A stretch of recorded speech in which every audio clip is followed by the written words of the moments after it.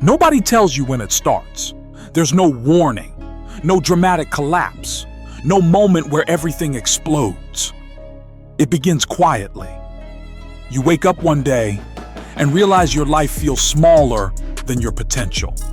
You're doing everything you were told to do, and somehow you still feel behind. You're busy, but not building. Occupied, but not advancing. Paid, but not free. And the scariest part? From the outside, everything looks fine, but inside, something feels off. Jordan didn't grow up lazy. He grew up responsible.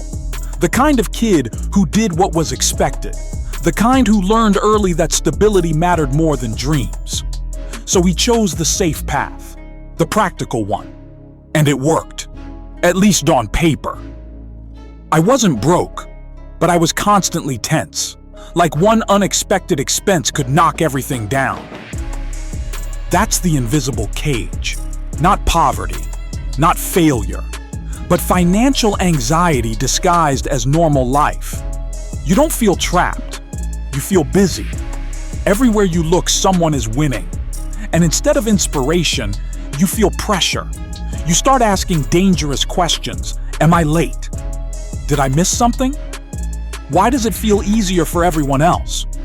But no one told you the truth. Most people aren't stuck because they lack opportunity. They're stuck because their identity never updated. Jordan wasn't afraid of hard work. He was afraid of instability. And fear has a way of shrinking your decisions. You don't ask, what's possible? You ask, what's safe? That's how the cage tightens. You stop dreaming in decades. You start thinking in pay cycles. You stop asking, who could I become? And start asking, what can I afford to lose? And here's the uncomfortable truth.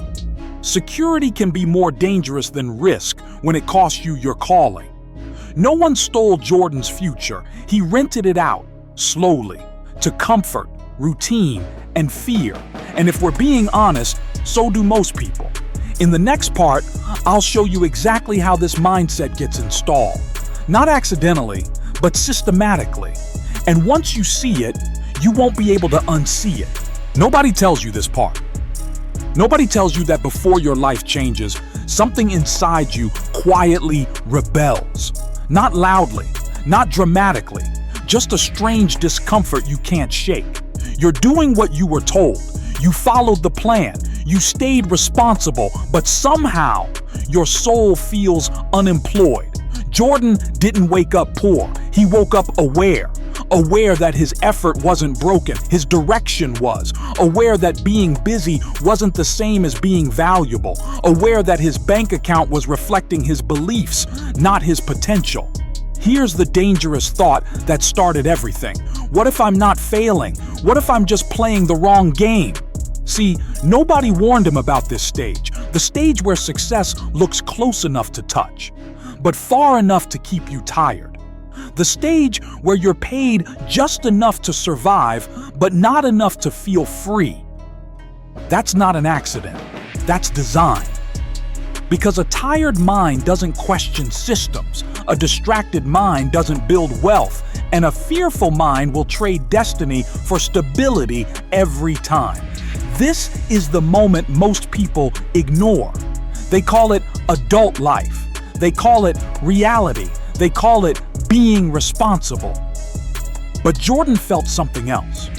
He felt the cost of postponing purpose, the cost of shrinking dreams, the cost of telling yourself one day until one day disappears. That's when the interruption happened. Not from the outside, from within. Nobody tells you this part. They tell you to be grateful. They tell you other people have it worse.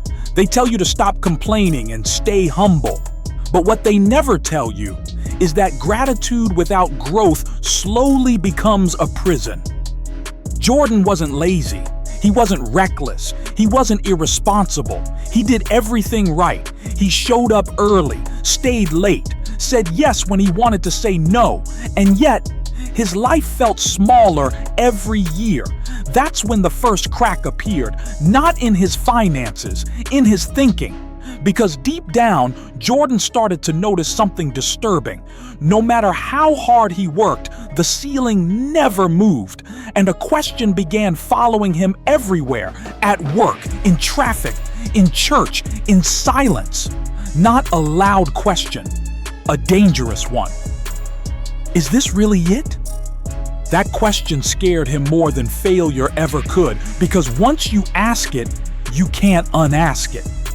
Here's the part most people won't say out loud. Jordan loved God, but he felt guilty wanting more. Because somewhere along the way, faith had been twisted into limitation. He was told, be content. Don't chase money. God doesn't care about success. But no one explained the difference between greed and growth, between serving money and stewarding it. So Jordan stayed silent, confused, praying small prayers for a life that felt too big for them. He began noticing patterns. Everyone was exhausted. Everyone was almost there. Everyone was waiting for someday. Raises that never caught up. Dreams postponed. Lives paused. That's when the truth hit him. This wasn't a bad job problem. This wasn't a motivation problem. This was a mindset inheritance, and he had accepted it without questioning the fine print.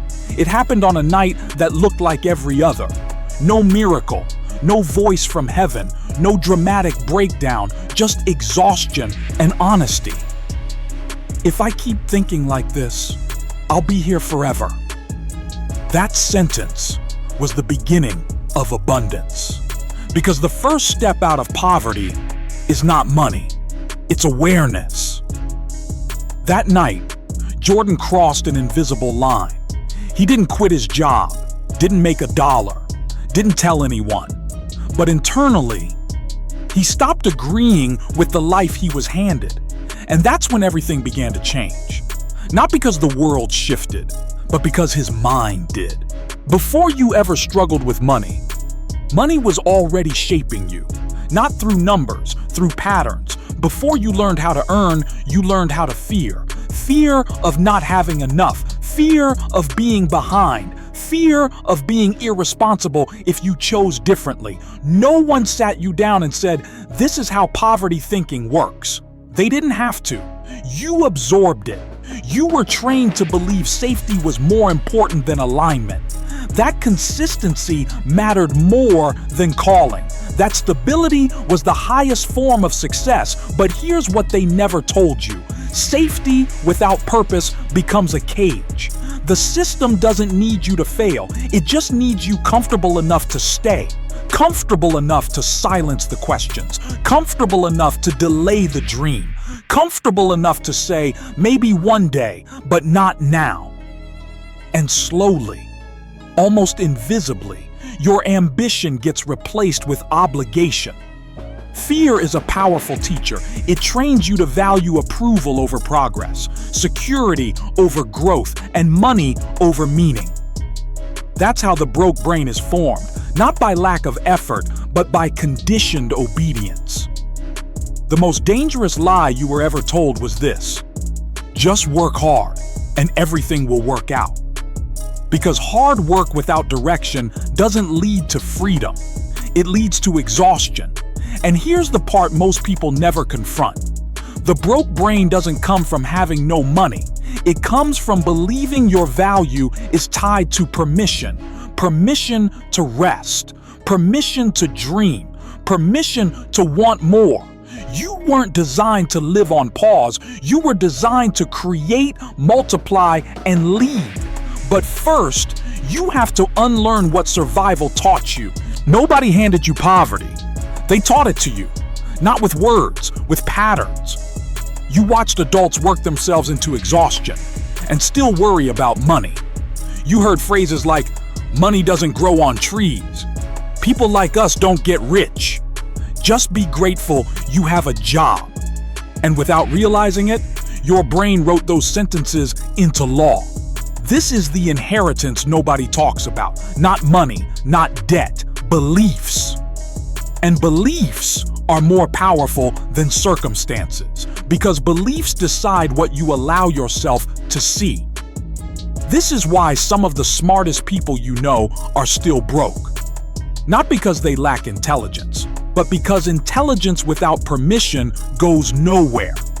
Your brain can solve problems, but only the problems it believes it's allowed to solve. If deep down you believe wealth is unsafe, you'll sabotage every opportunity that brings it. You'll procrastinate, overthink, delay, not because you're lazy, but because your identity is trying to protect you. Your brain would rather keep you familiar than free. The breakthrough never starts loud. It starts with a question so uncomfortable your old identity doesn't want to answer it. Jordan wrote one sentence that night. What if the problem isn't money, but who I believe I am? That question cracked the system. Because once you question the program, you stop being controlled by it. Fear is profitable. If you're afraid, you consume more, obey more, settle faster. Fear keeps you busy surviving so you never ask bigger questions. Questions like, why do I need permission to live well? Why is rest treated like rebellion? Why is abundance called unrealistic? The system doesn't need you broke. It just needs you afraid. Faith isn't religious language.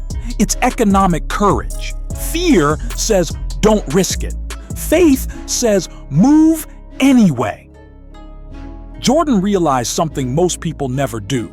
Fear had been making his decisions for him, and every decision made from fear was expensive. Playing safe doesn't keep you safe. It just delays regret, and regret compounds faster than debt. That night, Jordan made a decision. Fear would no longer be his financial advisor. Goals don't change lives. Identities do. You don't rise to what you want. You fall to what you believe you deserve. Jordan stopped asking, how do I make more money? And started asking, who must I become to handle abundance? That question changed everything. Abundance isn't loud. It's intentional. It plans. It learns. It delays gratification. Jordan didn't chase money anymore. He built capacity. Abundance doesn't start with millions. It starts with momentum. Jordan focused on one skill, one problem, one audience. Clarity created cash. Money respects structure. When Jordan learned stewardship, money stayed. Freedom didn't arrive as fireworks. It arrived as peace. No panic, no rush, no fear. That's real wealth. Abundance isn't what you keep, it's what you pass on. Jordan stopped asking, how much can I make? And started asking, how many can I free? If this video found you, it wasn't random. You're not broken, you're waking up. Subscribe. Because this channel isn't about motivation, it's about transformation. Comment, I'm choosing abundance. And remember this, you don't get rich by chasing money. You get free by becoming someone money respects.